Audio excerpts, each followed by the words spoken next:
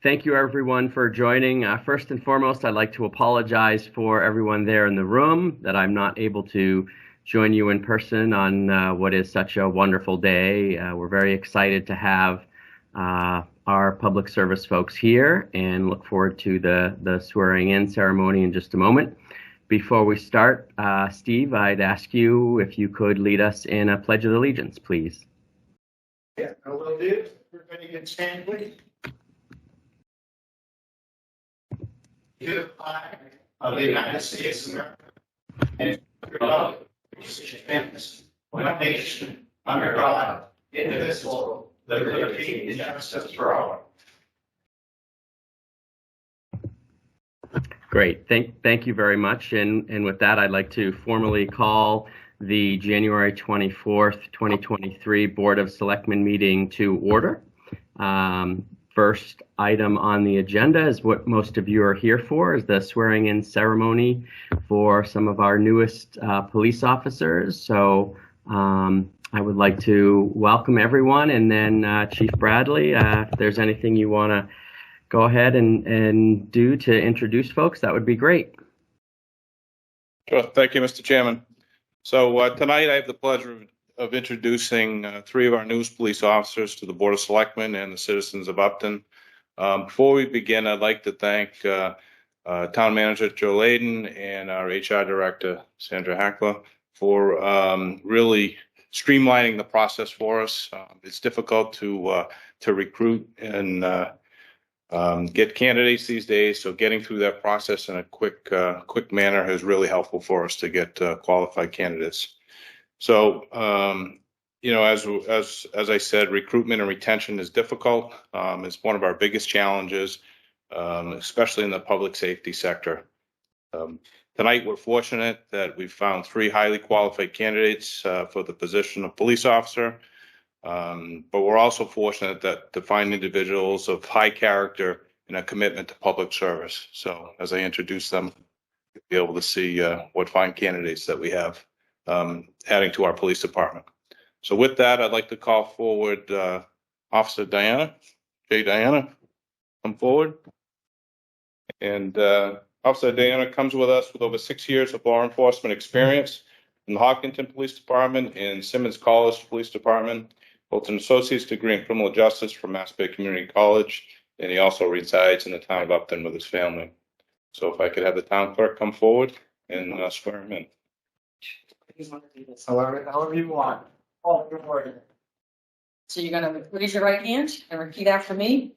I, J. Diana, do solemnly swear I, J. Diana, do solemnly swear that I will faithfully and impartially discharge the duties incumbent upon me. I will faithfully Faithfully and impartially discharge the duties incumbent upon me. and impartially Discharge the discharge the duties incumbent upon me right, as a patrol officer for the town of Upton, as a patrol officer for the town of Upton, according to the best of my ability and understanding, according to the best of my ability and understanding, agreeably to the rules and regulations of the police department, agreeably to the rules and regulations of the police department, the Constitution and laws of the United States and the Commonwealth of Massachusetts, the Constitution and the laws of the United States and the Commonwealth of Massachusetts, and under rules and regulations and bylaws of the town of Upton, and under rules and regulations and bylaws of the town of Upton, made under the authority thereof, so help me God.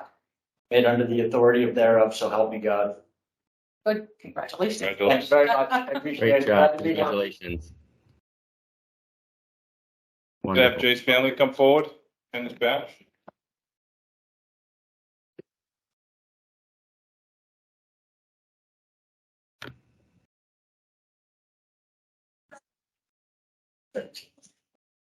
Thank you all very much. Good job. Congratulations. Welcome. Thank you.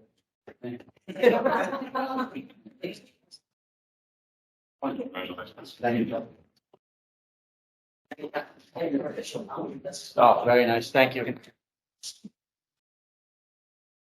Next, we have Michael Stanley. If you could please come forward. Officer Stanley comes with us with over 10 years of experience in law enforcement and corrections, most recently with the Medfield Police Department. Officer Stanley also served 6 years as a military police officer in the United States Air Force, reaching the rank of Staff Sergeant. So we're excited to have Michael be part of our team. Town clerk, if you could administer the oath of office, please. We'll slow it down. I'll try not to mess it up as well. I, Michael Stanley, do solemnly swear I, Michael Stanley, do solemnly swear I will faithfully and impartially discharge the duties incumbent upon me. that I will faithfully, Impartially partially discharge the duties incumbent upon me discharge the duties incumbent upon me as a patrol officer for the town of Upton, as a patrol officer for the town of Upton, according to the best of my ability and understanding, according to the best of my ability and understanding, agreeably to the rules and regulations of the police department, agreeably to the rules and regulations of the police department, the Constitution and the laws of the United States and the Commonwealth of Massachusetts, the Constitution and the laws of the states and the laws of Massachusetts, and under rules, regulations, and bylaws of the town of Upton, and under the rules and regulations and bylaws of the town of Upton, made under the authority thereof, so help me God. made under the authority thereof, so help me God. Congratulations. Thank you. Congratulations. Michael's family can come up and pin his badge.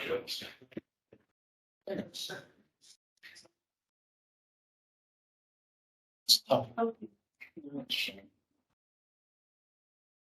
What's your finger? I get it.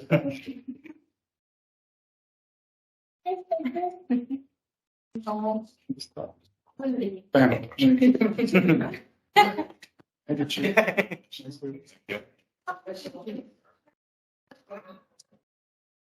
Wow, with this. Last but not least, Officer Ryan Connors. Come up forward here. Officer Connors comes to us with over 4 years' experience in law enforcement and corrections, most recently with the Middlesex Sheriff's Department. Officer Connors is also a certified firefighter EMT and served for the Upton Fire Department as a call member for approximately 10 years. So we're excited to have him on the other side of public safety. Town clerk. Your right hand, please. So I, Ryan Connors, do solemnly swear I, Ryan Connors, do solemnly swear that I will faithfully and impartially that I will faithfully and impartially discharge the duties incumbent upon me discharge the duties that come upon me as a patrol officer for the town of Upton, as a patrol officer of the town of Upton, to the best of my ability and understanding, according to my best ability and understanding, agreeably to the rules and regulations of the police department, agreeably to the rules and regulations of the police the department, Constitution and laws of the United States and the Commonwealth of Massachusetts, the Constitution, and laws of the and United laws of the United States, and the Commonwealth of and the Commonwealth Massachusetts, of Massachusetts, and under rules, regulations, and bylaws of the town, and under rules, regulations, bylaws of the town, made under the authority thereof, so help me God. made under the authority of there, so help me God. Very good. Congratulations. Congratulations. Great work.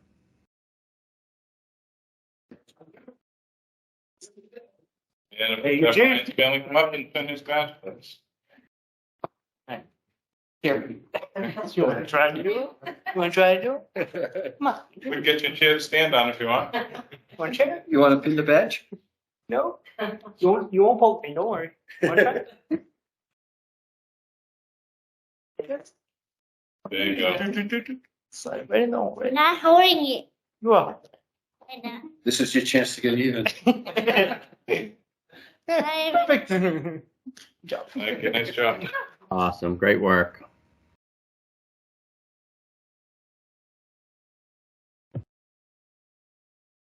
Thank you. So just as an update, we look forward to doing this, hopefully only one more time in April or May when our candidate that's in the academy graduates. That's Officer Bianca Nalon, who's in the academy. So we look forward to bringing her in front of the board when she completes that. And just a special thank you to my field training officers. A lot of them here tonight that really put a lot of work and effort in to get these officers up to speed and get them familiar with Upton and the way that we operate. So thank you to the crew, to the team that made that possible. So, that's all I have. Thank you. Wonderful. Thank you so much. Great work, everyone.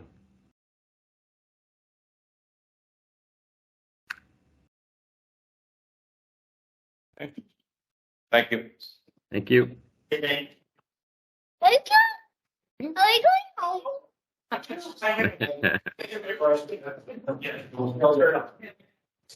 going home? You know, Bianca? Last name. Last name is. Yeah, you want to go? Yeah.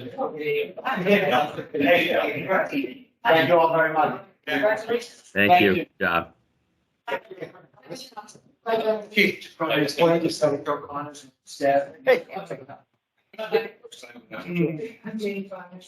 meet you. Nice to meet you met him.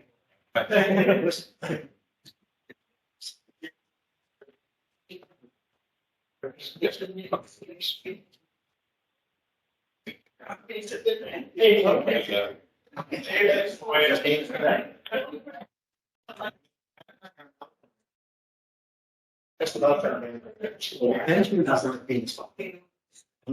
Yeah. Denise, would you be able to tell me move this back? Yeah. All right.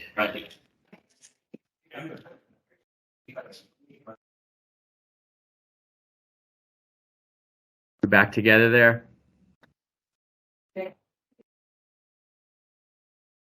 All right. Is next on the agenda we have Matt Beckholt from the library to talk a little bit or have a request around some trust fund money. Mr. Beckholt, I'll hand it over to you.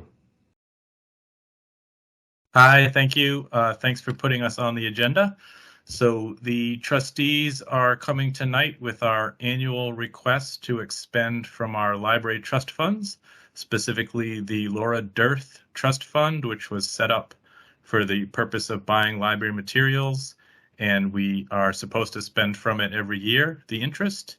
And we're coming tonight with a request for up to $500, which is a little less than previous years because our interest income actually went down. We had a loss on the fund.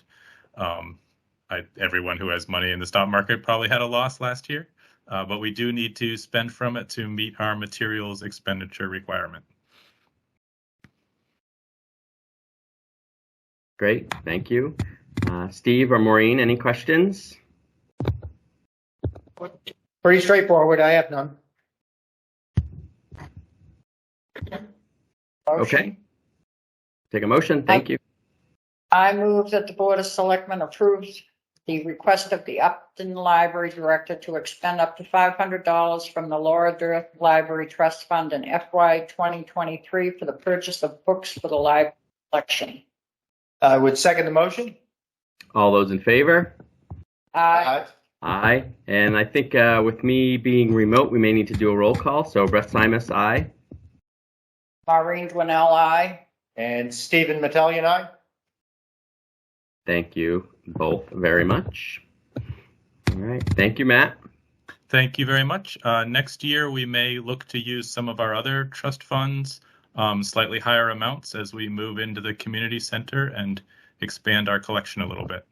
Yeah. Thank you. Very good. Great. Next on the agenda, we have the request for a one-day liquor license for the Blackstone Valley Vocational Regional School District Superintendent's Gourmet Dinner. This is an annual dinner that BVT hosts every year. And it's set up for, I think, March 16th this year. I don't know if Steve, Maureen have any questions or comments, or if there's anyone present that would like to speak to the application. But I think it's pretty boilerplate. I have no questions. Yes, I believe we pretty much see this application every year, so pretty straightforward Okay. from where I'm sitting. All right. I will entertain a motion. All right. I would make a motion that the Board of Selectmen vote to approve the application submitted by Michael F. Fitzpatrick for the Blackstone Valley Vocational Regional School District for a special one-day wine and malt only pouring license for a fundraising event to be held on March 16, 2023, under Mass General Law, Chapter 138, Section 14, to be held at 65 Pleasant Street, BVRSD Competition Center, Upton, Mass. Stephen Metellian, aye. Second, Maureen Dwinell, aye. Brett Simus, aye. Unanimous action. Thank you very much. Next on the agenda, Joe, we have town manager's report. Okay, right now we're sort of in the municipal world, tax season. We're doing a lot of work working with departments as well as boards on finalizing budgets. We're starting to take preliminary reviews and get back in touch with departments to inquire about some of the line items, making sure that they're accurate. At the same time, we're also starting the review of the budget narratives and pulling that together. Again, at the same time, we're pulling together town meeting articles, working with various boards and committees to finalize language, make sure that we have them in for the warrant, which closes on Friday. So that's been for the last week, been the primary activity that's been going on. Do want to let the community know two important things. First, that the town received last week delivery of the new Council on Aging bus. This is something that we saw at town meeting approval for appropriation back in May, and a subsequent additional appropriation at fall special town meeting. Working with Chief Marchand. I want to just special thanks to Chief Michael Marchand, our fire chief. He really went above and beyond, probably knocking on every single door across the whole country trying to find us a bus, and was successful in that endeavor. And we took delivery of that last Wednesday. It's not yet on the road. We're working with our ESS director, Maggie Gunderson, as well as the fire chief in order to identify lettering to then make sure that van is ready for the road. The second thing I want to draw everyone's attention to is this Thursday is public hearing for 25% design hearings for the Route 140 Transportation Improvement Project. This is going to come up as a discussion later on in the meeting, but that agenda is really to talk about some specific board maybe comments that we want to provide. On the town's website, Facebook page, as well as the direct mailing, we did notify direct abutters of this public hearing and encourage everyone to attend. It does require registering with MassDOT if you want to attend virtually. If you want to attend in person, we are going to sort of hold a virtual session here in this room so that if people wanted to attend in person, we'll have hard copies of the maps. So if people want to take a look at that and attend in more of a hybrid session, they're going to do so. Recommend that if anyone does have any questions in advance, reach out to myself, Dennis Westgate, or Michael Antonellis, our Director of Land Use and Inspection Services, so that we can sort of run people through what the plans are. We do have a hard set here at Town Hall. So if people do have specific questions regarding their property, I encourage them to stop on by Town Hall. So. Great. I think with respect to that particular meeting, it's going to be really difficult to determine what's on the map versus what we currently have. So do you happen to know, or does anybody know, did MassDOT make any particular markings, for instance, sidewalks in and around the town here? Do we know how far back those sidewalks are going to be moved? They're really not going to get moved much more than what they are. The plans do show in detail, and that's where if people have questions, it's best to sort of come in and sort of see the plans and we can walk them through. And we can identify where there are areas that sidewalks are going to be expanded, or even some areas where this currently isn't any sidewalks and that they're going to be installed. There's a couple specific areas where existing right-of-way that is probably viewed as lawn will now have sidewalks, or maybe they make an alteration to the traveled way that may have the perception that they're taking away land. But again, because we are on a state route, right-of-way in many places is excessively large, they're staying within that right-of-way. MassDOT did review with town staff their initial PowerPoint presentation on Monday morning. They are preparing graphics that then will sort of colorize some of the projects to then highlight these areas a little bit better. Because when you look at the black and white drawings, it is very easy to sort of get distracted between what is proposed, what is existing. But that's what staff is also here to assist with. Right. Great. Will we have some sort of notice? I think there was obviously information put up on the website. Are we going to put out highway signs or anything like that, or is that overkill? I don't know what folks think of trying to advertise this meeting. We weren't using our town message boards to advertise the hearing, but we could probably, if the board would like, we could provide some sort of notice using our roadway signs like we do for town meeting to let them know of the hearing that's coming up. Yeah, I don't know. Steve or Maureen, what do you think? Yeah, I mean, I think if it's fairly easy to accomplish, we're running short on time, of course, tomorrow being Wednesday, the meeting on Thursday. But we do have the community board out front. Maybe we could utilize that as well. And as you mentioned, Brett, the message board, if we could get one of those up somewhere along 140 at least, at least give some notice to folks. We do have the message board that's still up at Pleasant and Main Street, so that can try to at least get that one at least. Yeah. Okay. Yeah, Sounds good. Yeah, my fear is that if folks aren't going to register, right? Because nobody's going to realize you have to register. They're not going to do it in advance. Unless people are hearing this, which is not the majority of the town, people are not going to know that. So I think if we can put a sign out that says, in-person town hall, come to this meeting, that would be great, or register, or whatever it is. But my fear is that people are going to want to participate and then be blocked somehow by the fact that they didn't register. Right. Do you know what the registration involves? Is it like you have to? I didn't do it, so I don't know. It's name, email, and that's it. It's just those two items. Got it. And can you do that? Then they email a link for the Zoom meeting. Yep. Got it. Okay. So if people want to, that is the link. Is the link to that registration form on the town website?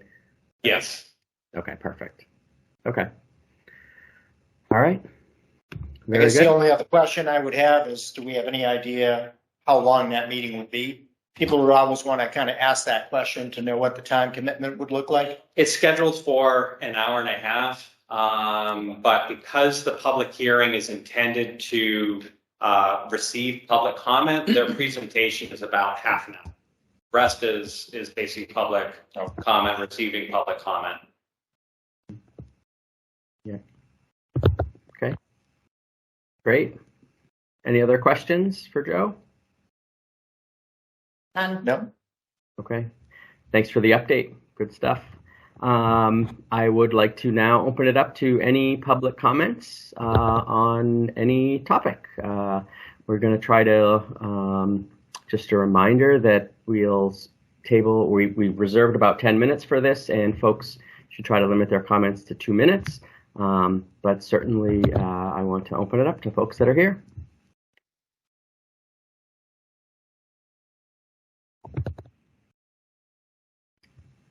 Hearing none, we'll move on to the appointment to the Cultural Council. I think we're in receipt of an application from Kate Baden. So I don't know, I don't see Kate here. I did see her application. It looks like she's been in town for about 5 years and is raising a young family and wants to get involved to help volunteer. So that's great. She's done some work at Harvard Business School doing research and case writing. And so seems to have some good, strong background and enthusiasm, which is fantastic. So Steve or Maureen, I don't know if you have any comments or questions or would like to make a nomination or an appointment. To thank her for putting in her application. Yep. Needs more. Yeah. Next week? Next meeting. Great. We have, just out of curiosity, do we have more than one open seat on this particular committee? Yes, we have. Yes. We do. Okay. Yeah. Okay. Yeah, very good. Just thank her for stepping up. Great. I will take a motion, please. I move the Board of Selectmen vote to appoint Kate Baden as a full member on the Cultural Council for the remainder of the one-year term to expire June 30th, 2023. I would second the motion. Stephen Mattelli and I. Maureen Snell, aye. Brett Simus, aye. The motion carries by unanimous action. Congratulations, Kate, and thank you. We look forward to working with you.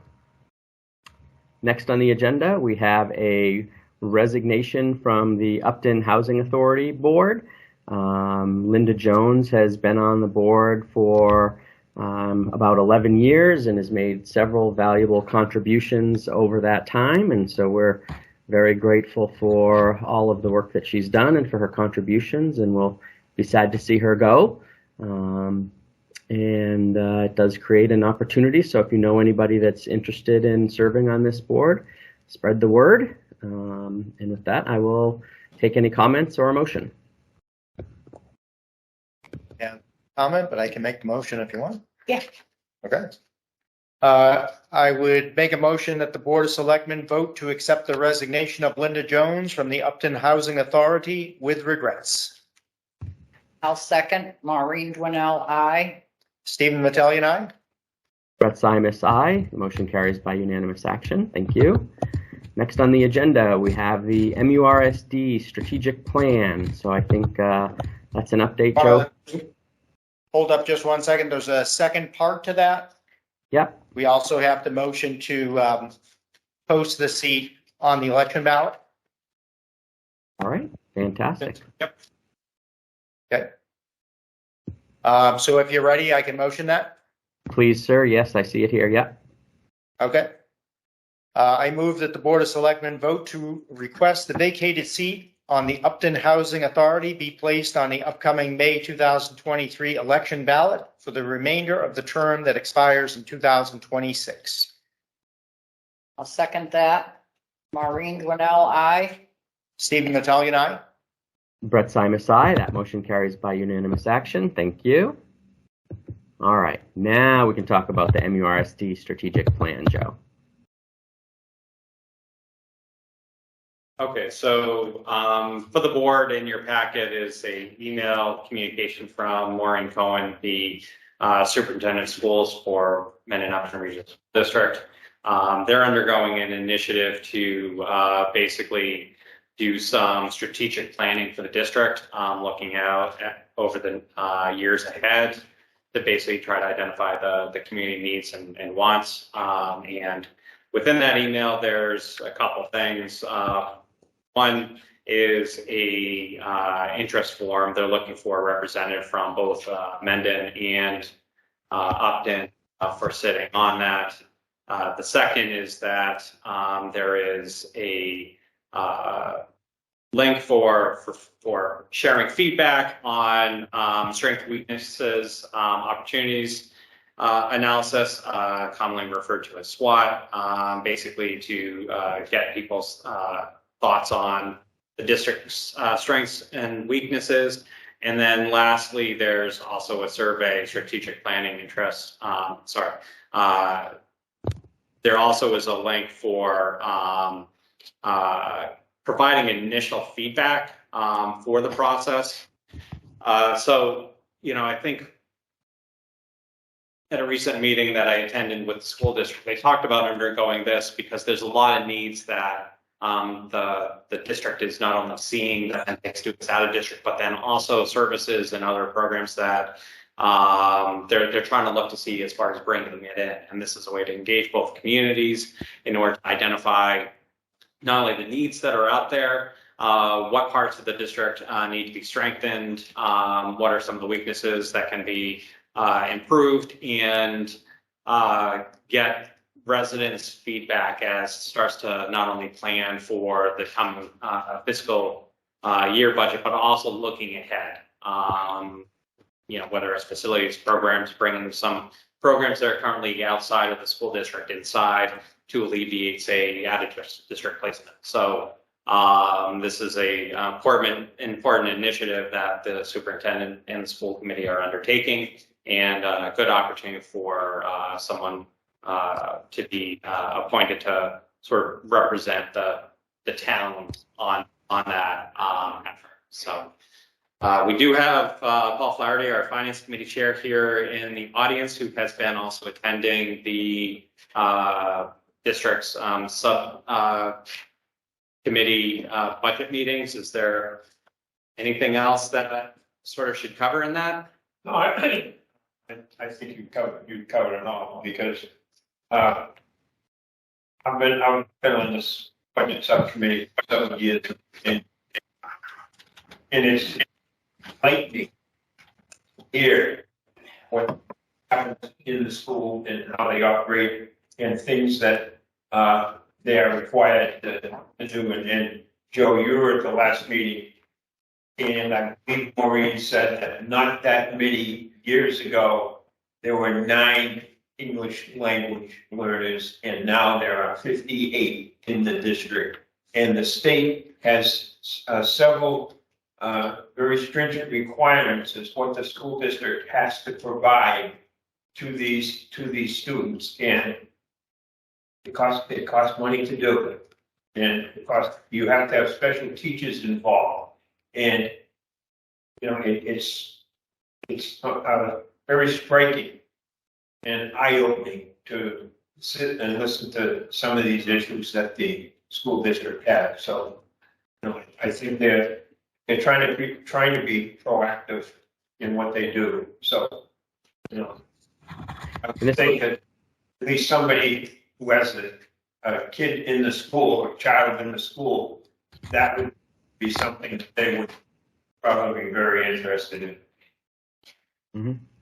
Yeah, I think it's a great point, and I think that the other thing Maureen's note says is that it's a couple of hours a month for the next 6 months. So, you know, it is a bit of a commitment, and there's a lot of sort of thinking and talking that sometimes happens in between these meetings. So it should be somebody that, you know, has some capacity and interest to do that. So I don't know, Steve or Maureen, it's outside of my capacity to be able to do it. I don't know if it's something either of you are interested in, if we want to identify someone else or request people express interest. I don't know. I know the first meeting is next week, so we don't have a lot of time to respond to this. I know it sounds like there's a few other people that also have been going to those budget subcommittee meetings as well. So I don't know if Maureen or Steve, you have any thoughts on it? You the liaison to this? I'm not exactly sure who the liaison. I don't believe it's me. I think it's Brett. But what I was going to mention is right now, I'm of course on the board, and I've also got the Housing Production Plan Committee, which is taking up some time. So I probably wouldn't be able to take on another committee just yet. Yeah. Would be my immediate reaction. There's going to be some overlap, and if the one committee was ending, then I wouldn't have a problem being the liaison to the Strategic Planning Committee. Yeah. But at this point, I would most likely decline. Paul, Well, I am the liaison to the Merced School District there, so I guess I will volunteer to attend the meetings. okay. Sure. You look very enthusiastic about drawing the short straw. I'm just Maureen. thinking I have to rearrange things. Yeah, no, I know. And I know there's a lot of commitment just frankly being on this board and some of the other things we do. Are there other folks that could be interested? Joe, I know that, Paul, I know you've go to all those budget subcommittee meetings, or are there other people? Has anyone expressed interest that you know of, Joe, other than the folks here? No, if the board wanted, even if it was just someone that attended the initial meeting, if we wanted to reach out to ask for volunteers, I did reach out to one person. I just haven't received a response yet. Okay. To see if they would be interested. Okay.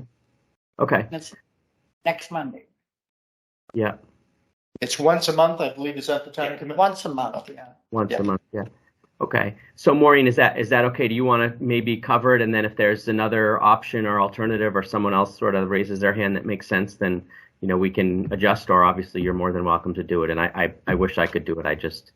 It's not. No, I'll cover it. All right. Excellent. Thank you. Do you know, Joe, I know there's an interest form or something like that, but I'm assuming that's not necessarily for the town representative that gets appointed.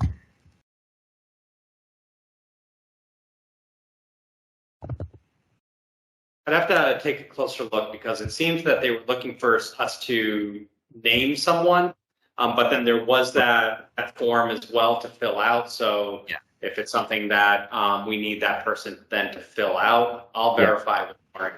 Okay, perfect. And Maureen. And then With Maureen, okay. Looks like they're looking for feedback, most likely from any community representative, not really participate in the meeting. There is that part where it is opened up to the general too. Right. Yeah. Yeah. Okay. All right. Perfect. Very good. All right. Do we need to do anything else on that? I don't think we need any motions or anything, right? Or do we? No, I don't think so. Very good. Next up on the agenda, we have the Worcester Regional Retirement System, consideration and approval of a 2% COLA. You're going to have to walk us through this, Joe. I did a lot of reading, but it was a lot of legalese in there. Right. So basically, to sum it up, is the Worcester Regional School Board had already approved a 3% cost of living increase. There was legislation that allowed, that was signed by the governor, that allowed for the various retirement service boards to allow an additional 2%. That would be retroactive to July 1st, 2020. But it requires a majority of the towns that are participating in the Worcester retirement system to vote in the affirmative to support that. Kenny had taken a look at it, came down to that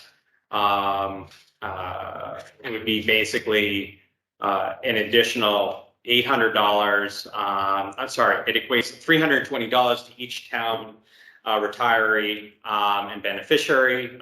Total Kenny, our finance director, had calculated the additional potential liability at $96,000. This was identified as a one-time. The feeling with not only the increases due to healthcare, all of those living expenses that everyone's experiencing, was a one-time cost of living increase. Finance director viewed this as favorable, and recommendation to the Board of Selectmen is to approve it. It's still, whether the board approves or denies it, it still is dependent on the remainder of the towns within the system to approve it, and it's just a majority of those that need to approve it. So does that add to the assessment of the town, correct? yes, that's Do we know what that would cost the town of Upton? well. It as far as the specific assessment, I don't have that from Kenny. I have the potential liability that would be added on to the back end, and that was $96,000. And is that an expense that gets incurred every year? What it basically does is it adds to the total liability, which then, is our OPEB liability. And he had indicated that it was his understanding that they were going to be basically adding on an additional year. So if they're looking for having that OPEB liability sort of be realized in 2035, I think it is, it then would kick out to 2036 to sort of give that additional time to have to meet that obligation. to meet the entire OPEB obligation, Right. or just the 96,000 No, for the entire, and Entire. 36? right. I'm just this.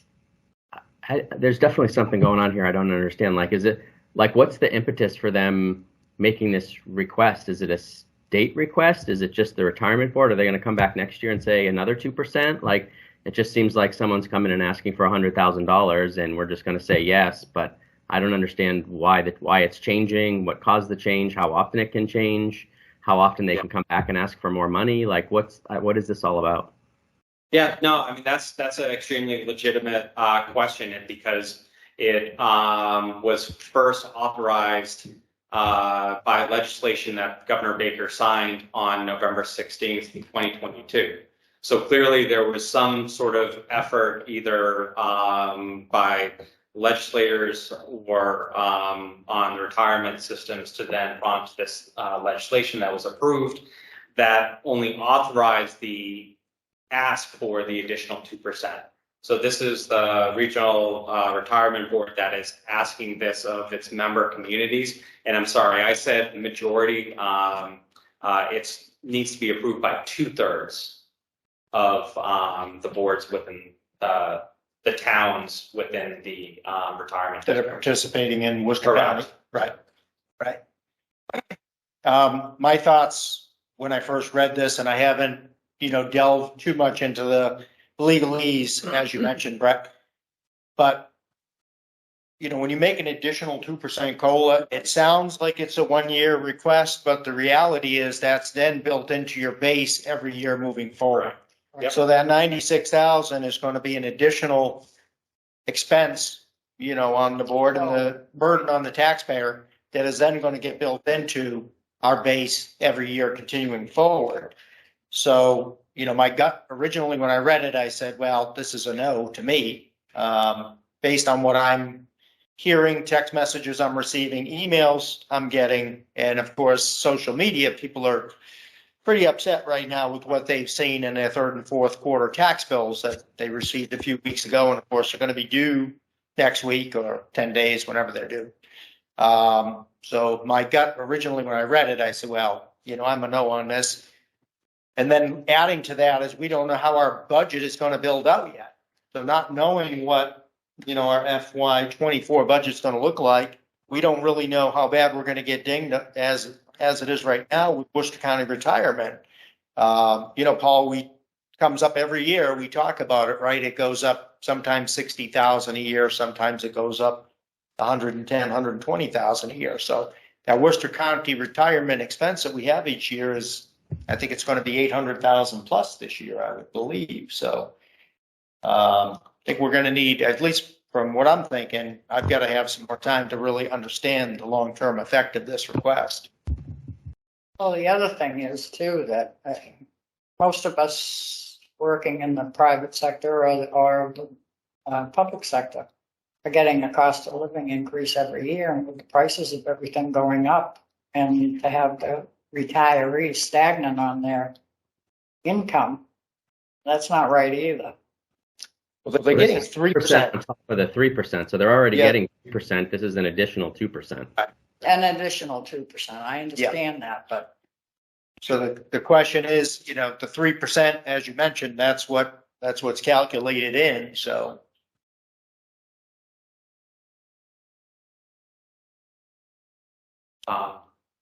Since, excuse me, Chairman Simons, we do have a member of the Finance Committee that would like to be acknowledged to speak on to this item as well. I don't know how, when we're one virtual and then two here, how we want to acknowledge people that are in the audience here. Yeah.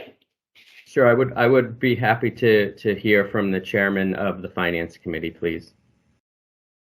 Thank you, Brett.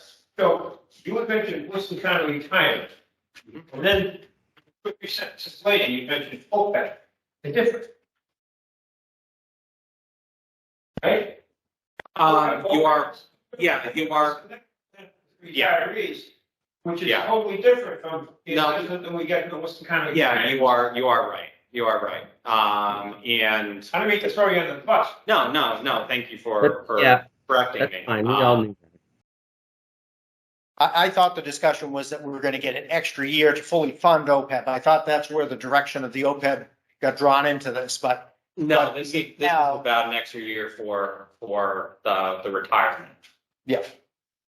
And not the medical. Right. Yep. Actually, yeah. Do we understand or have any insight as to sort of what's prompting the ask, or why, other than, Governor Baker made some promises to somebody somewhere along the line and tried to get this done on his way out? Do we have any other sense of who's asking for this? Or again, I feel like I'm missing part of the equation. So I would either vote no on this, or I would defer it until we can get more information and understand what other communities are doing and how this is being justified.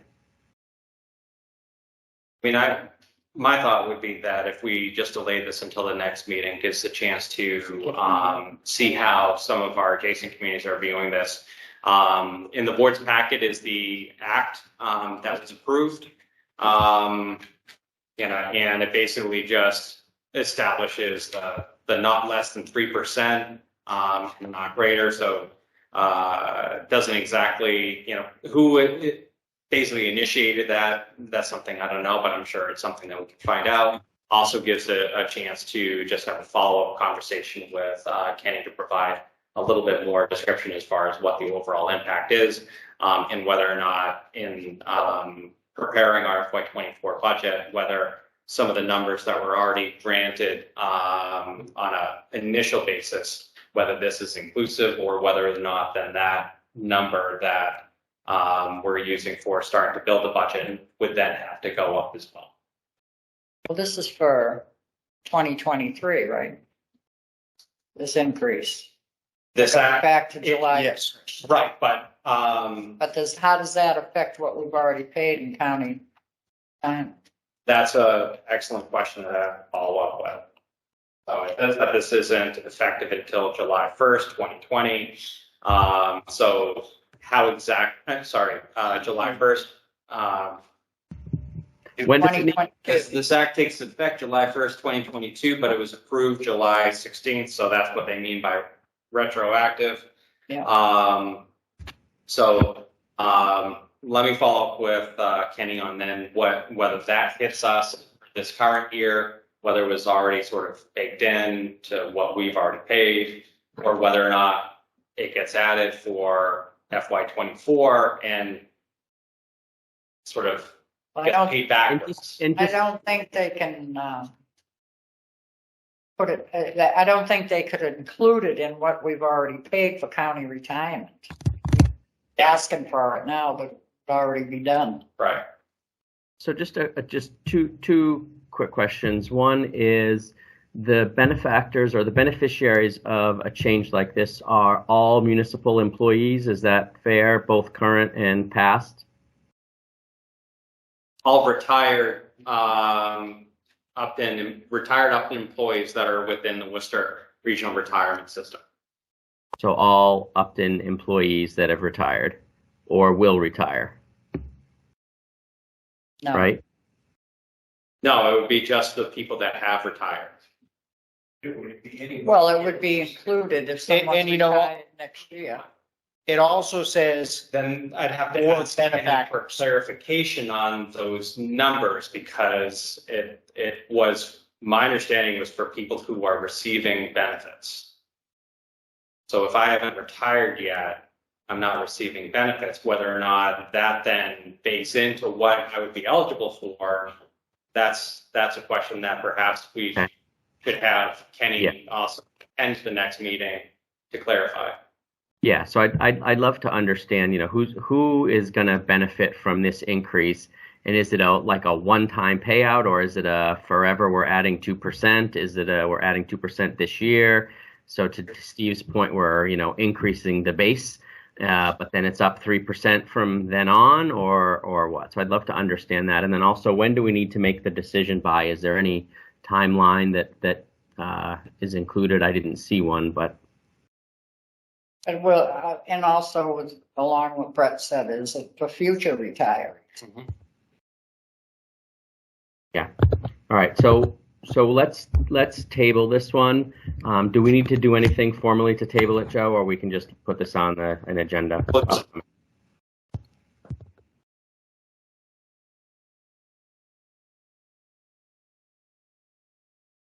I think like Social Security, right, has a COLA or some sort of an adjustment each year to Social Security benefits, right? Right. But once they make that adjustment, I think that therefore becomes the base for the following year. So I would assume that this retirement is the same way. Right. Yeah. In any Okay, event. very good. All right, next up we have the, anything else on that before we move on? Okay. I have So nothing. we have the town meeting warrant articles, sort of the overview that we've been looking at. Looks like we are at 23 of them. What's the, maybe it does, maybe it doesn't. I see the bold and not bold, but Joe, is there anything you want to point out to us on this, or anything that's new here that you want to bring to our attention? Sure. So at the January 6th meetings, presented an initial list of articles that our finance director had put forward, and many of them are the standard articles that we bring forward in front of town meeting. The ones now on the document that was emailed to the board in bold are additional articles that either have been requested by committees and they're working on them, or have been submitted to me so far, or working with staff. We're putting on placeholders while we finalize language. An example is, ZBA is asking that an amendment to the zoning bylaw occur to increase ZBA membership from 3 members to 5. EDC met last night. They're requesting town center pedestrian bridge feasibility study funds to study a pedestrian bridge to go from essentially the gravel lot over to the VFW/town land that's associated with the community center. There's a couple other CPC articles that are being worked on. One for a sign for Heritage Park, another for preservation activities at the Grange, another for requesting from the Historical Commission his $25K for historic preservation repairs. Basically, if a repair or some sort of need happened during the year that town meeting is too far away, we had a source of funds to do a repair, like doing a roof repair at Holy Angels. A proposal to update the compensation classification plan. This was last done, Sandy, correct me if I'm wrong, 2015. 14 and 17. Okay, last one in 17. One of the reasons for this is that, just like every other community, and what we've been experiencing is that the economies of COVID have drastically changed what positions are earning, and it's to make sure that we can remain competitive and to study where we need to put some of these positions. Other articles such as addressing consulting services, dog bylaw amendment, donation of land, and while I had on there capital stabilization, new capital, for whatever reason, I thought we didn't have a capital stabilization account. That would be changed to just appropriating into that capital stabilization account. So this is an initial list that myself and other departments are working on. There are some on here that we're going to still be adding. There's capital, there's the capital budget items that will be added, and then specifically calling out one specific capital item, which would be repairing and repaving the fire station and police station parking lots. Both are in poor repair, and specifically at the fire, create issues as far as our large pieces of equipment going over a crumbling parking lot. It just is deteriorating, and it's at the point where we can't patch it anymore. So those are all things that once articles are formally submitted and the warrant closes, we'll be working on a draft to share with the board as well as finance committee so that we can start reviewing those and meeting with sponsors, or that's a process I'll have to learn from all of you how we really then dive into some of these items, since special town meeting is a little bit more focused. It's a little easier to sort of handle here when there's a lot more larger ticket items, having a discussion with you as well as finance on how to handle that, have that in the next couple of weeks. Great. I do have one question. Please, yeah, go ahead, Steve and Maureen. Oh, go ahead, Maureen, sorry. On 19, Yes. the $69,000 from free cash. It's my understanding that money's already been spent. Yes, and I'm working with our finance director to provide a summary for the Board of Selectmen and FinCom, as well as sort of revisit why that was needed, what had occurred, and how we plan to resolve it, as well as lessons learned as far as how to handle, and God help us, because we're never going to be in this situation again anyways. We do have a call scheduled with DOR to review some things as well and make sure that we do have their support in how we're proposing to address the situation. Could we get a legal opinion from one of the attorneys at the Department of Revenue? Sure. What are we getting a legal opinion on? The Department of Revenue provides free legal advice with their attorneys on the $69,000 expenditure for the consulting services. I guess what's the legal question we're asking? Was it legal to, what is the question? Well, the money's already been spent. Yeah. Which means you're spending in deficit any appropriation. Uh-huh. And there's a lot of legal ramifications to that. I just want a legal opinion and approval from the Department of Revenue. And I think we're going to be getting that through reviewing with our DOR rep, understanding exactly what you're saying, that there are specific statutes that expressly identify for emergency services or emergency purposes, how you can deficit spend. However, there are things that budget lines do go into the negative you try to address. And that's what we plan on providing a response for the board, so that can see not only remind the board what led us to that point, what services were needed so that we could even get free cash certified and close the books, but then how we propose on resolving that. And I'd like to see an opinion in writing from the DOR. That's my view. Makes sense to me. I think when you look at the overall operational budget and you look at what the labor the actual concentration of labor is within that department, and then you look at that type of a overage, or as you said, it's been spent, why? And now obviously we've got to cover that money. So let's speak about. I mean, the why we know. This was something that was reviewed with the board, not only with myself, but also with the former town manager, on why we needed to engage in the services. Without those services, we would not have had free cash certified. We would not have closed the books, and we would be in a much bigger hole, which we did dig ourselves out of. I think the question is basically, how are we going to address that? And that is something that we're working on right now to provide to the board. And I think, this is something that we talked about ad nauseum in sort of the August, September, October timeframe, when we were bringing these people in to get free cash certified and bringing all the consultants in. And we had sort of somebody that left. We had people that were coming in. We had consultants coming in. We had turnover.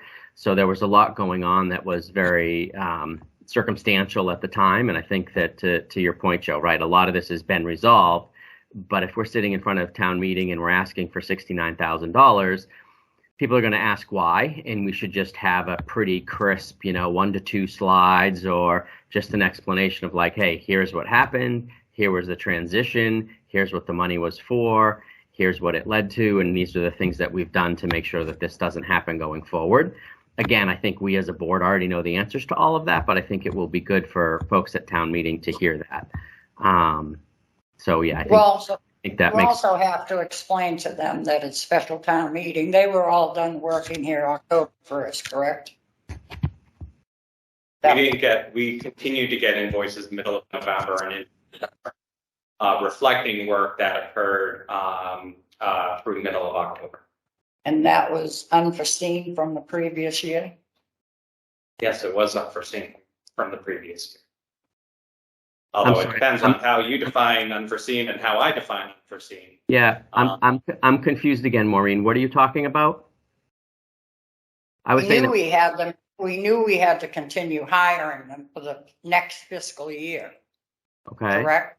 Some kind of an appropriation could have been made at either annual town meeting, knowing that we were going to have to continue with them, or at the special town meeting, and that wasn't done. So what does that mean? I mean, what we're talking That about now. keeps you in the, What we're talking about now is whether or not we're going to include this on the town meeting warrant, which there's a placeholder there. We're saying we need to be able to explain to town meeting so that they can make an informed vote of what the issue is and what the money was for. And then, but I'm still a little confused because you're talking about getting opinions. You're talking about getting opinions from lawyers, and you're talking about something about deficits. You cannot deficit spend an appropriation. Okay. And clearly that's been done. So does that mean? So now we have to figure out how we're going to be able to do it. So you're questioning whether or not putting this on the warrant is the way to resolve the deficit? Not until I have an opinion from the Department of Revenue. I can't vote on something like that. I would never vote for that. Never. And so hold on. We're not voting on anything, right? We're literally just having a discussion. So I guess I'm still a little. She's saying vote on it to include it in the warrant is what she's saying. She could never vote on it to include it in the warrant is what she's saying. I want to know if it's legal first. So what I'm at, right. So that's your question, is whether or not putting this on the warrant is the way to address the fact that there was deficit spending to pay these bills out of free cash. Correct. Okay, so that's the question. We already paid bills. That's the other issue. We've already paid the bills. The money's been spent. Right, but if we're going to go talk to the attorneys, I want to make sure we know exactly what we're asking them. So what we're asking them is, here's the scenario. We deficit spent, we paid these bills. We have a proposed warrant article. Is that the way to solve this financial issue? Oh, it goes a little deeper than that, but you got the gist. Yeah, so my intention is working with our finance director to prepare a memo to the board that summarizes all of this, that also reflects conversations for calls that we're scheduling with DOR to basically review the plan on how it's going to be addressed. So I think we're going to have that correspondence for the board and the solution for how to handle it. Failing town meeting, taking action on how then it would, a second option, how would be able to be resolved. The board has existing financial policies that deal with end of year transfers. There are times when budget lines do go into the negative because of a necessity to pay the bill so that people can continue to be paid. That sometimes it doesn't happen until towards the end of the year when this gets discovered.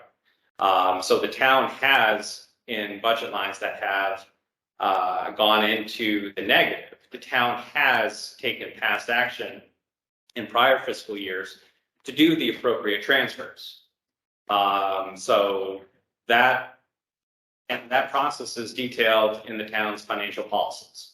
So Penny and I are following the recommendations and guidance of the financial policies to identify how the deficit will be addressed. and provide those options to both boards to then consider and make sure that we're communicating with DOR to make sure that we have their sign off already verified with our auditors who are in reviewing the FY22 books, that from their perspective, they don't have an issue unless we fail to resolve the deficit going into the end of this year.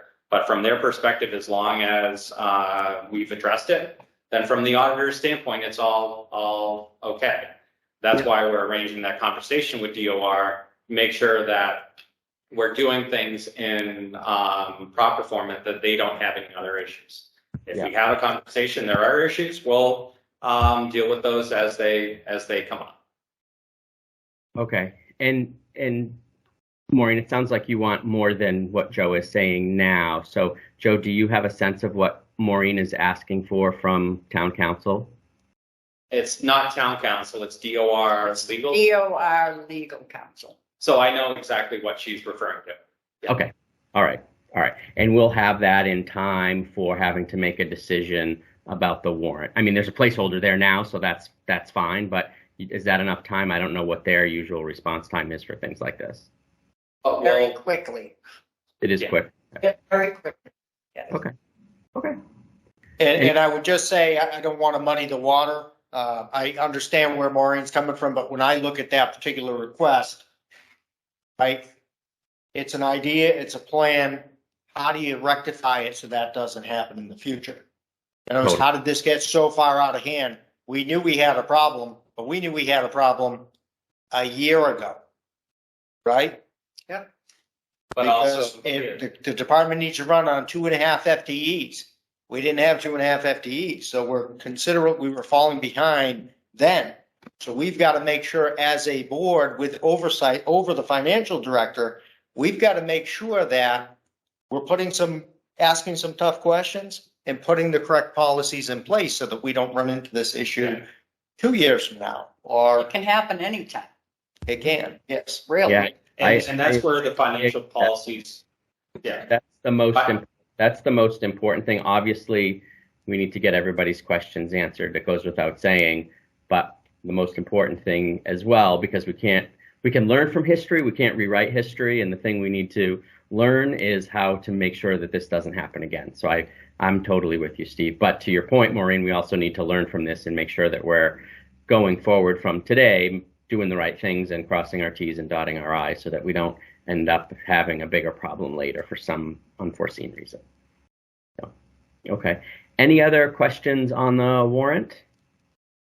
I did want to just draw your attention specifically to, and I pulled together language, and we do have Mike Moran here, our animal control officer. I did pull together with his assistance quick amendment for addressing dogs that are not under control. So I don't have this as a discussion article specifically, but did want to draw the board's attention to that as a way to address a issue that Mike has been dealing with for the last year or so regarding dogs off leash. So when we have the town meeting warrant, up for discussion again, I can easily invite Mike in to sort of provide an overview as far as the need for that, but want to draw your attention to that so that even if there are any questions before we have that, either you forward them to me and I can forward them to Mike, or we can have that discussion at an upcoming meeting. Yeah, I mean, I saw that obviously, Maureen and Steve, I want to hear what you think. I mean, it's your board too. So, but the one question I had was, it would seem to me very subjective to say a hunting dog, right? Because basically what you're allowing people to do is anybody that has a dog that they want to walk around off leash, they can say it's a hunting dog. So, right, there's no hunting dog certification that I'm aware of. So, and I also know some very poorly behaved hunting dogs. So it seems pretty. You have to have a hunting license to have a hunting dog, right? No. Oh, yeah. I guess that's the question. I don't know, like what, so I don't know, what problem is this solving? And is it a specific problem or? If I could just chime in real quick and then I'll recognize Mike. He's probably gonna have a little more information than what I'll have, but my experience at the club I belong to, guys do have they're basically bird hunting dogs, but what they call upland hunting. So as opposed to waterfowl, dogs obviously retrieving in the water, but they'll have usually some sort of a stuffed animal type of thing where they're trying to train the dog. But again, that's going to vary. Mike, do you want to take it from there? Yeah, so, hunting with bird dogs is only a 3-month period. I think you want to identify yourself also. Okay. Aaron. Mike Brand, Upton Animal Patrol. So bird hunting is a 3-month period, that's it. And most people that have bird dogs, $5,000-6,000 out of a dog, they're under control. When somebody's got a bird dog. And most people that have, like Steve said, train, they don't train them. They just train them at a club or have a trainer help them train them. It's not like they're in the woods. Problem we're running into with the bylaw, people walking the dogs off a leash, and they say they're under voice of command. Well, who's going to make the decision? That they are me, you, Joe. It's an ongoing problem. It's getting worse and worse, and we need to address it. It was changed in 2016. They missed part of it. When set off the leash, it was meant for the hunting part of it. We missed it. Now we're trying to address it. Oh, because I read this as it was making the bylaw more lenient by adding something where if it was a hunting dog, you didn't have to have it on leash. Not that it was making it more strict. Maybe I misunderstood something. Yeah. I'm trying to make it more strict. It's just getting worse and worse. It's just people, it's on voice command. I did one a week ago. I came to see Joe right away. We got to address it. What's a voice command? Who's going to decide it when I show up? The dog's on voice command. Am I making that decision? Or one of you? Who's making that decision? We go that way. Yeah, no, I totally agree, and that was my question and concern, is that that's totally subjective. So we should look at this offline, because I think what we're talking about are we talking about removing that language from the bylaw? Is that what it is? Because I thought it was adding that language to the bylaw. So we're talking about removing the language around hunting dogs from the bylaw. So the bylaw will now say you can't have a dog off leash. Except for hunting dogs, the way we wrote it, except for hunting hunting dogs. Appropriately trained. But yeah, Appropriately trained hunting dogs on it. That'll be left a separate on there, so they know you're not hunting, you can't have your dog off leash. And like I said, when you come across a hunting dog, you know what's going on. They got a gun in their hand, they got orange on, they're hunting. Okay, we'll continue the discussion, because I think that you're going to have people that decide their dog's a hunting dog and they're just going to skirt the law by saying my dog's a hunting dog and I'm out hunting for squirrels, even though they're not hunting and they don't have a gun, they just have a dog. They don't use them for squirrels, so only for birds. But there is birds only. There is language in there, though. Appropriately trained and heel beside a competent person and obedient to the commands of that person. Yeah, just change the rules. Change the rules. Yeah, heel. The state hunting laws have the do's and don'ts. So dogs can be used to hunt particular game.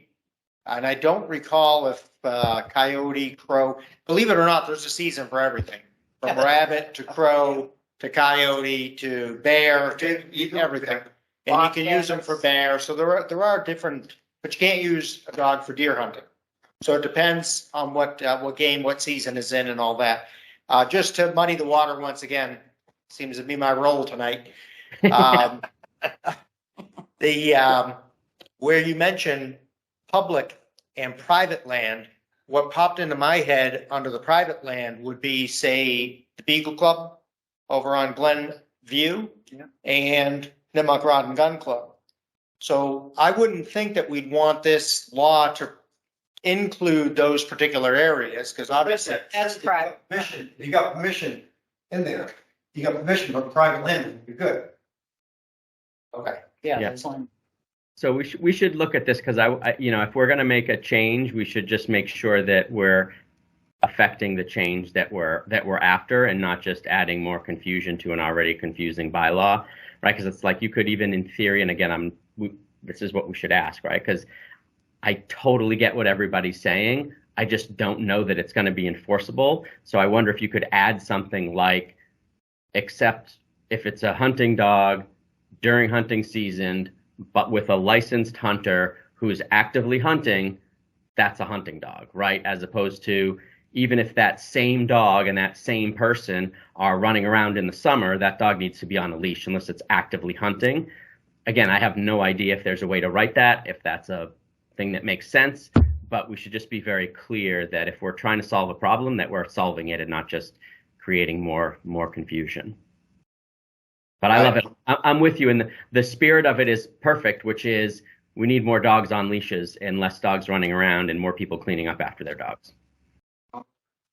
So I'm a big. And then we look forward, right? Maybe perhaps 2 or 3 years from now, if we have a dog park, right? In a dog park, I think people assume their dog can run free, right? Yeah. So that'll be another something that we're going to need to kind of address that with this bylaw change. No, right? Nobody said this was going to. Trial closed by then.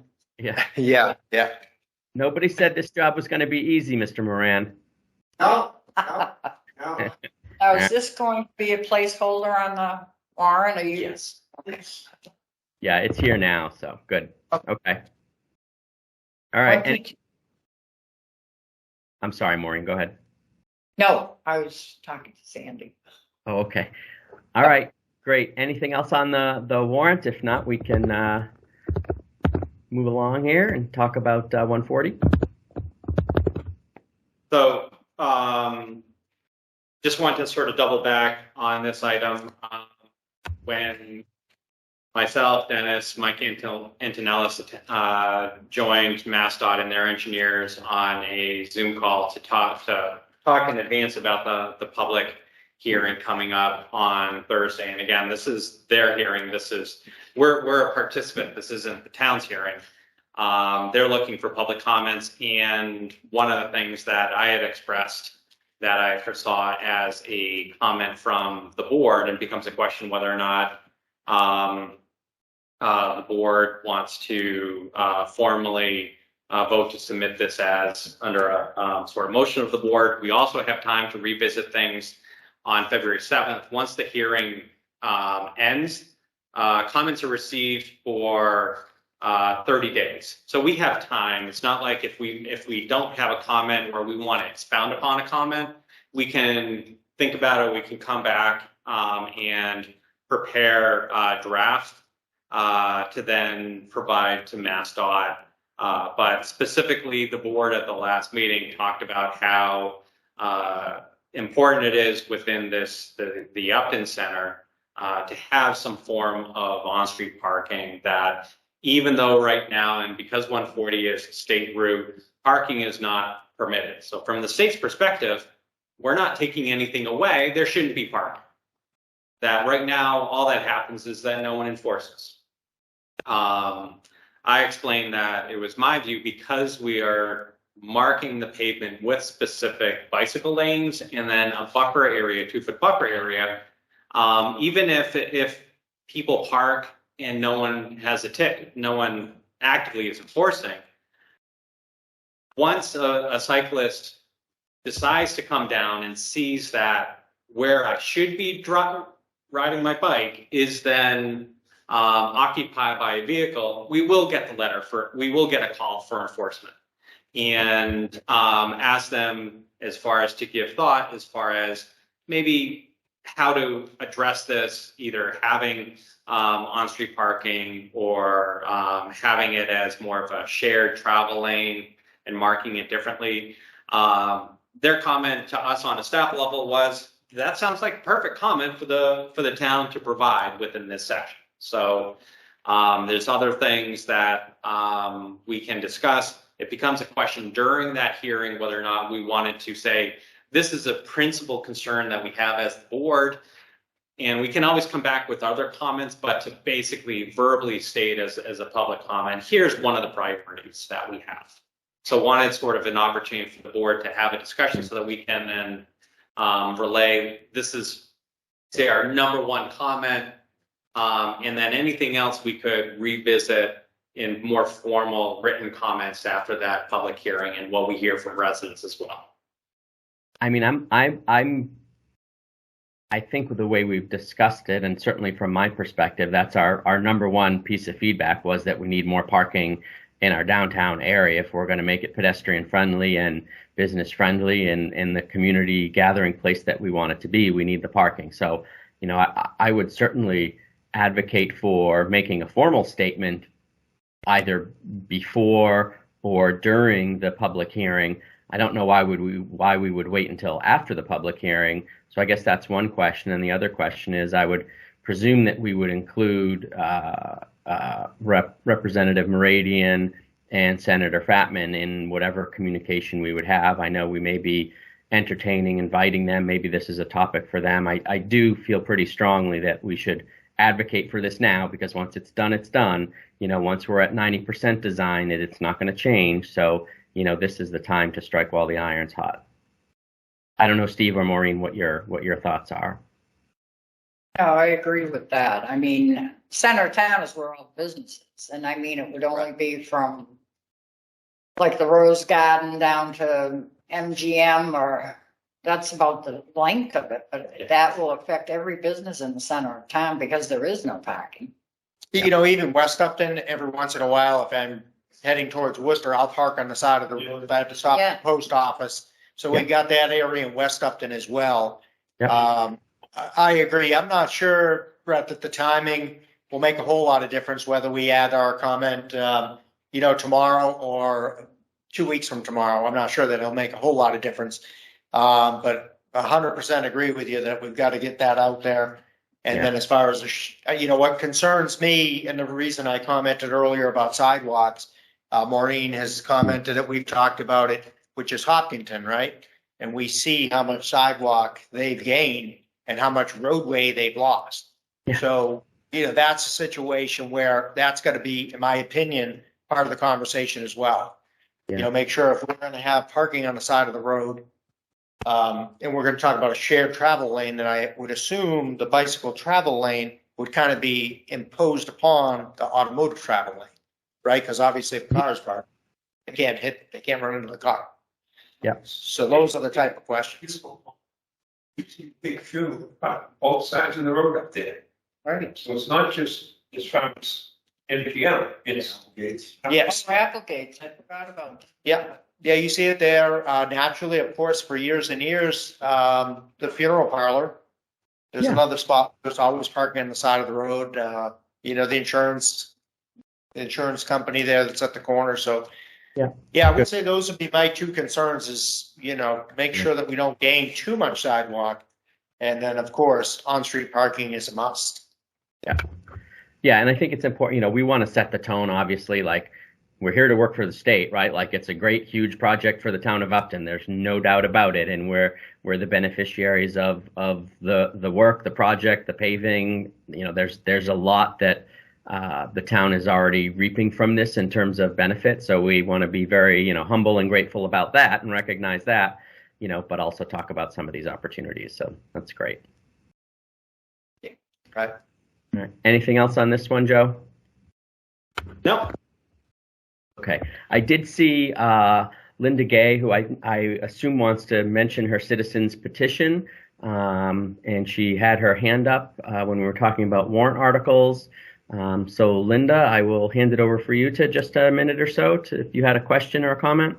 No, I just, it wasn't mentioned. I don't know if you saw it in your inbox. I haven't submitted it yet, but I didn't want to leave it off the list if everybody, you know, if it was everything else except for mine.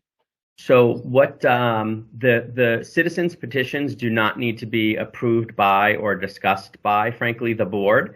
Okay. So there's nothing that we're doing here will impact, prohibit you from proceeding with your citizens petition at all. If there's anything you need from us, certainly let us know. But from a statutory perspective, there isn't anything that you need from us. Okay, Good, thanks. Yep. Okay. Thank you. And then next up on the agenda, we have a recreational financial assistance program, a trust fund request. So, Joe, it looks like, or I don't know, Miss Amarelli, if you're here to talk about that, or Joe, or someone in the room. I can't see everyone in the room. So I'd like to take the opportunity to turn this over to Maggie Gunderson and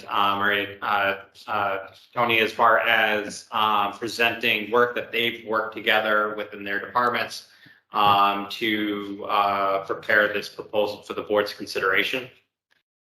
Awesome. Yeah. Maggie and Maria, welcome. I'm sorry I couldn't see you. I would have brought you right up. No, you're fine. Thank you. Hi, how are you all? So I know we submitted this little bit of information, but a brief overview of what is included here. Recreation, Elder and Social Services is seeking $10,000 from the trust fund for financial assistance program for the 2023 Kids at Play program. Would you mind sitting up front? I think the microphone will pick you up better. Sure. I think, great. Yeah. Just both of you watch out for the cable on the floor. Yeah. Okay. I could hear you, but it was very faint, and I was concerned that people online may not be able to hear you. Yeah, so a brief overview of the program is basically we've spoken to other local towns to base our program off of what they are currently doing, what they've been doing the past few years.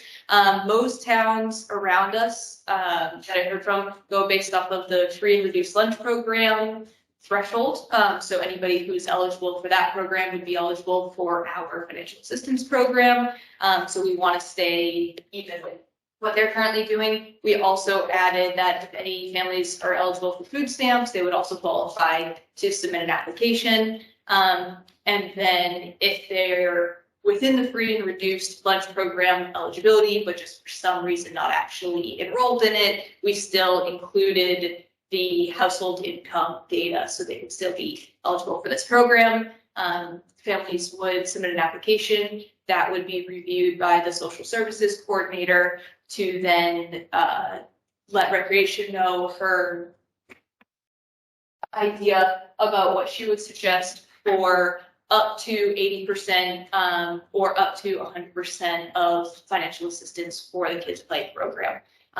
We say up to because we want to have some flexibility, but obviously be able to provide the largest amount of need that we think we can help this family with. And other than that, I just included the programs that would be included, which is really all aspects of the Kids at Play program, the weekly rate, if they want to come for a singular day, a daily rate. We do have extended morning and afternoon sessions, and they would be eligible to include field trips in their request. Love it. This is great. You know, I'm as folks know, an avid supporter of trying to distribute these funds to folks in Upton in need. So thank you for thinking about this and trying to put something in place to allow us to do it. Steve, Maureen, what questions do you have, or feedback or comments? I think it's great. Yeah, we're excited about it. I think it's long overdue, but glad we've been around to it. Mm-hmm.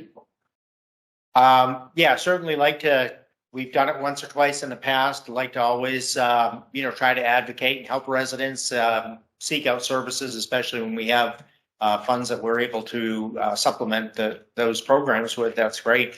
My only concern, and I always mention this concern as a board member, is I want to always make sure that we're upholding our duty as far as administering the funds.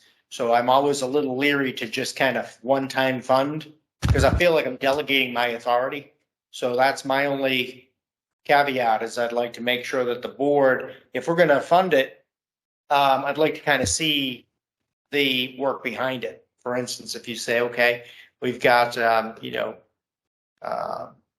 child A, B, C, D, E, these are the appropriate numbers next to it. And this is what we'd like to request, to fund those programs. That'd be great by me. If we could do it in that way, that'd be great. I just don't know, as far as us just kind of funding a number, and then we have to kind of fine tune the number, right? Because we don't know if it's going to be higher or lower. So I guess that would be the only thing I would like to see, is that we kind of if you have an enrollment period or an application period, once that's done and you know what you have in front of you as far as the exact request, that'd be just fine by me. Yeah, so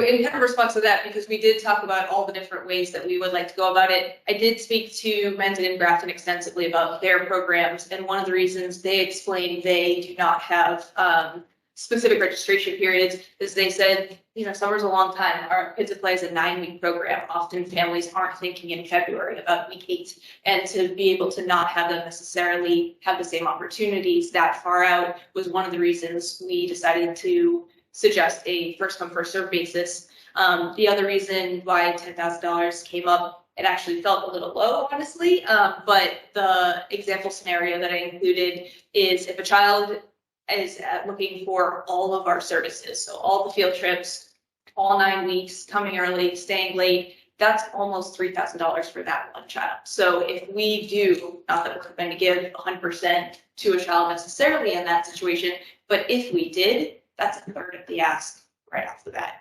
or almost a third. So we felt like in staying consistent with the other towns, Mendon and Grafton have talked about how they get 5 to 10 applications easily every year. Westboro's talking about how they were closer to 20 to 30 applications last year. We felt like 10,000 could easily be a number that we would hit, and in order to be able to quickly help these families, having to come each meeting and say, here's the application we've received, here's the details. I'm just worried that the amount of time it would take if somebody applies week 7, we might not have a board of selectmen meeting by the time that the week they're actually requested. That was the reason that we had find the money in it.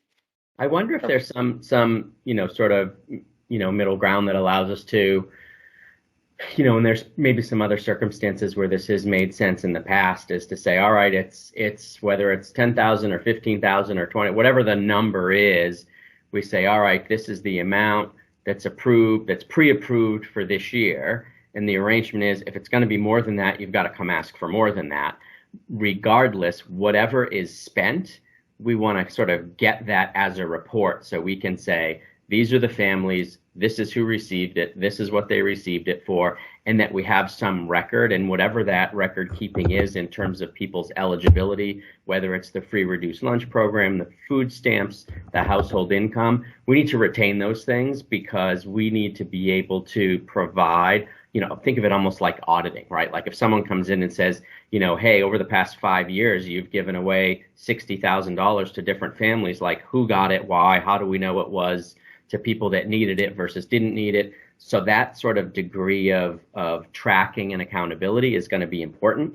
And I don't know if that's sufficient, Steve, or if there's something more you would want, but certainly I'm comfortable with sort of pre-approving an amount of money so that, again, to be expeditious and serve families without making them wait for some, bureaucratic process, I think is better.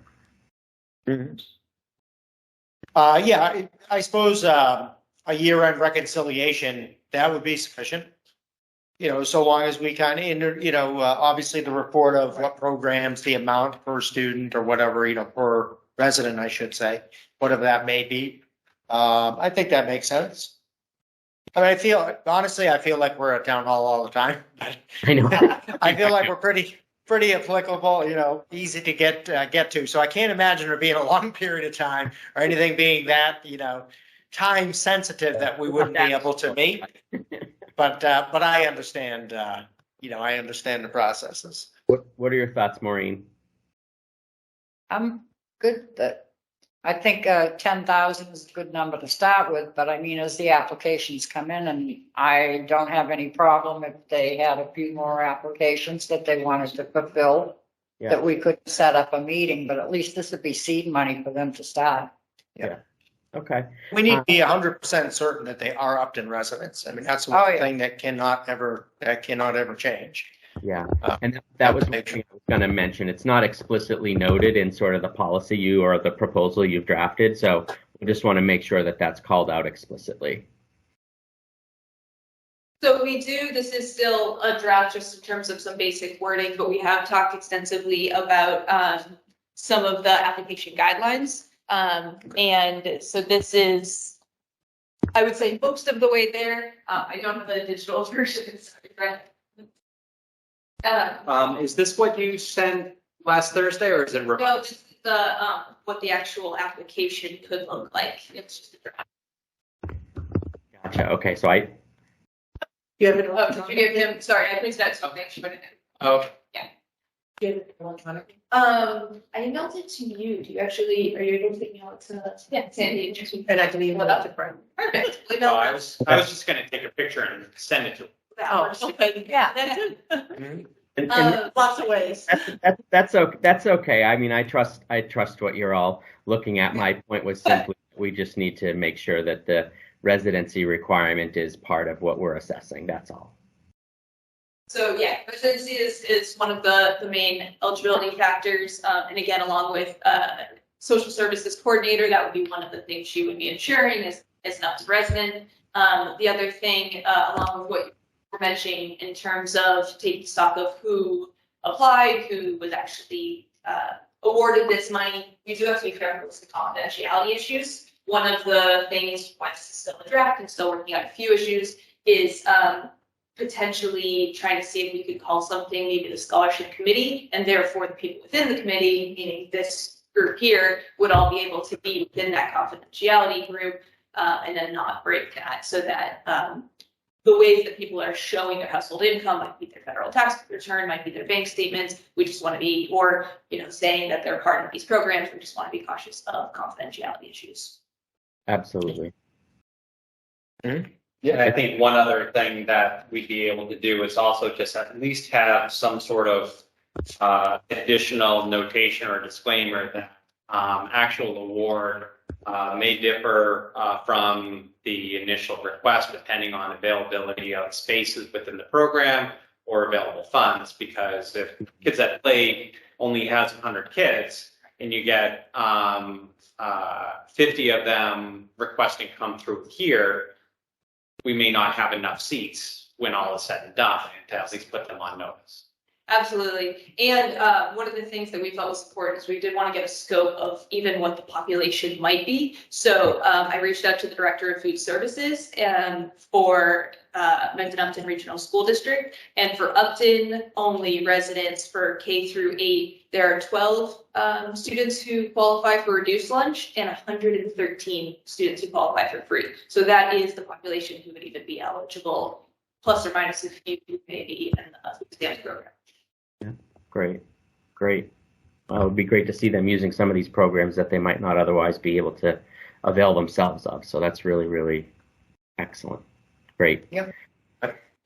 Just out of curiosity, how does Mendon and you said Mendon and Grafton, how do they fund their, or do they just do it free, or do they have a financial component to how they administer the tuition reimbursement? Yeah, one of them, and I never see which one to switch, but one of them I know lists right on their website that it does come from a trust fund, and the other one I didn't ask and they didn't volunteer it. Yeah. One of the things that, as part of this mechanism, that we can look at is very often, and this is in my last committee, they had this where encourage people to donate for scholarship purposes for recreation programs. That was something that if we had a mechanism to receive those, people are very often looking for not only places to donate for programs, but that may be something. And then also if recreation decides to hold a fundraising event to then benefit that scholarship, it's an additional way to sort of leverage this as a program, and it maybe get some reliance off of trust and maybe have it more as a commitment that residents are also doing through doing fundraising. Yeah, I love that. I could almost see, and again, we don't need to solve this now, right? But it's like something you put on the application, because I know, like when I sign up for soccer, it's like register your kid, buy a uniform, make a donation, and so that's a model that's out there that might make sense here too. So awesome. I will take a motion. Your turn or my turn? Oh, I lost count. I'll do. I can't find mine, so. I move that the Board of Selectmen vote to approve the request submitted by the Recreation Director and Elder and Social Services Director for $10,000 from the Racine Trust Fund to establish a financial assistance program. I second the motion. Stephen Mattelli and I. Maureen Dwinell, aye.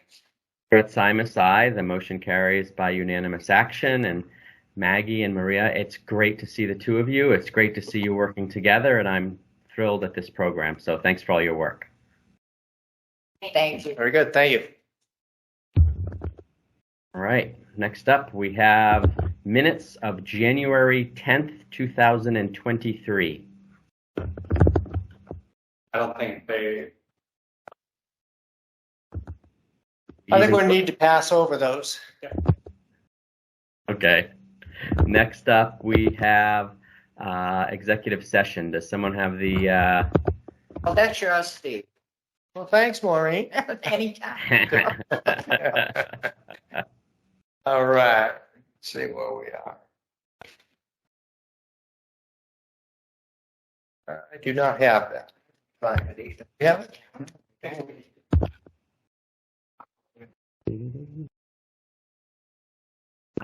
I can make the motion. Hold on one second. You got it? I got it. Hang on one second. All right. We have it at the end of the agenda? No. In the meeting. Oh, packet. that's the. Not after. I have it already written in the minutes. Okay. Right, yeah, this. Right, but you don't have. I don't have the actual motion. Maureen has it. I can make the motion.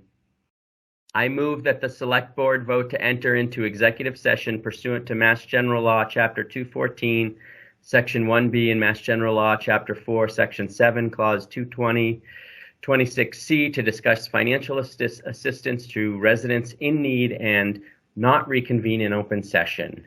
Roll call vote. Brett Simus, aye. Stephen Mattelli and I. Maureen Dwinell, aye. Motion carries by executive action. Thank you, folks.